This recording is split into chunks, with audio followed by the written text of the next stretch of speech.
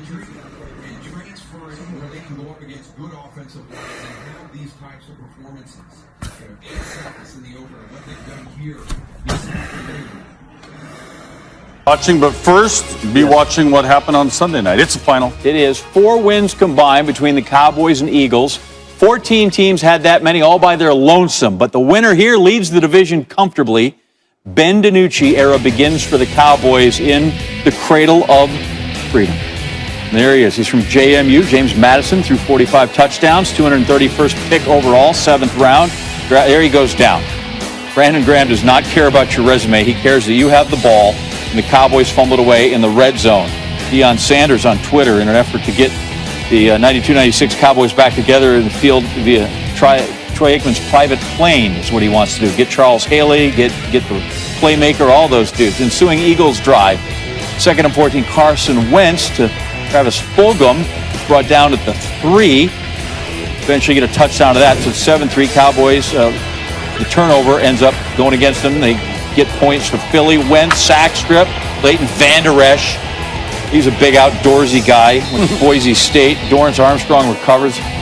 Wentz, 55 fumbles, 23 lost, most in the NFL since 2017. He had 3 turnovers in the first half, a couple of fumbles and a bad pick. Cowboys got nothing but a field goal out of it. Here's Wentz. Fulgham, he missed. Cowboys, big stop, take over, good field position. 4th down, 10 seconds left in the half. Greg Zuerlein from 59. I mean, that is an odd knuckleball kind of thing, but it went between the 2 yellow uprights, and that's all that counts. Apparently might have been good from as far back as, say, 62. 9-7, Pokes at the half. 2 minutes left in the third. It's still 9-7. Wentz, hey, that's my guy. There he hooked up with Fulgham. Got a 2-point conversion. Eagles lead 15-9. Wentz would end up with the 2 interceptions and 2 fumbles. Guy's being a turnover machine. DiNucci, 3rd and 6 at the 21 down. Oh, that was they mauled the poor fellow there. Stripped. T.J. Edwards. We're piling. Somebody gets the ball. Finally, Rodney McLeod scoops it up. He's running. They have not whistled the play dead. Zeke tried hard, couldn't get there. All right, so now it's free. Curry kind of had it. It's there. Where is it? Somebody get it. Bouncing, kick backwards. That's a full-on rugby scrum right there, and McLeod's got it. Eagles. It was as ugly as the records were indicating. 23-9. The Eagles are a winner.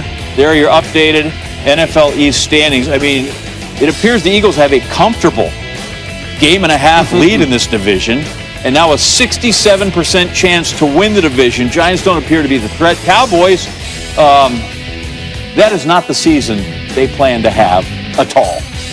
Tim Hasselbeck joining us now, as he does on Sunday nights. And be warned, if somebody better than you comes to the podium, I don't mean it that way, but it's like we're at a party and we're looking around for someone else to talk to, so just stand by. We need you for a lot of things. So our friend Kevin Negandhi, huge Eagles fan. Man, he was having a tough Twitter night going after Carson Wentz. I'm going to say Eagles fan, also a Philadelphia Flyers fan for that matter. He wasn't liking Wentz's performance. We know what he's capable of. Why is he inconsistent right now? Well, I think he's trying to do too much. I think that's probably where I would start. And it's usually when quarterbacks get in trouble, I think, is when they try to start doing other people's jobs for them. And so, whether it's trying to create plays down the field, holding on to the football too long. I mean, you look at the first turnover, the first fumble he has, really inexcusable. There's no reason that a player that's played as long as he's played to make a mistake like that. Then on 4th and 3, really an opportunity. You got multiple players open in front of you, stuck holding the football once again.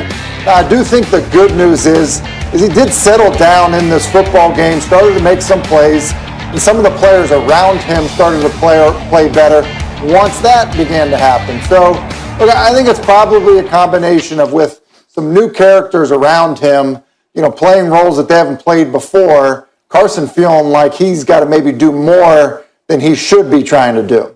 I think what I meant in the air on the Negandhi comment is he's thinking of becoming a Steelers fan. I think that's what I was driving at. All right, so John mentioned they have a commanding lead now in the NFC East, 3-4-1. Are they your division favorites? I think they have to be because of what everything else looks like in the division. That tie as funny as it is, that tie may end up really helping them out. Like, it's crazy that that's the case. Now, that being said, look, he can play at an MVP level, Carson Wentz, and they do have some talented players on their defense. You know, with Rieger coming back into the lineup at wide receiver and Fulgham emerging, and you know the ability to do things in the run game with Boston Scott. Look, they can improve. You know, I think they're. You know, you look at Dallas's situation. I don't know where the improvement's coming from. So, you know, I think there needs to be some optimism if you are, you know, rooting for the Philadelphia Eagles. If you are in that locker room, that things can get better. And I think part of it has to be, you know, kind of the idea that, you know, a rising tide will lift all boats. Carson Wentz needs to play better to help these new players around him play better.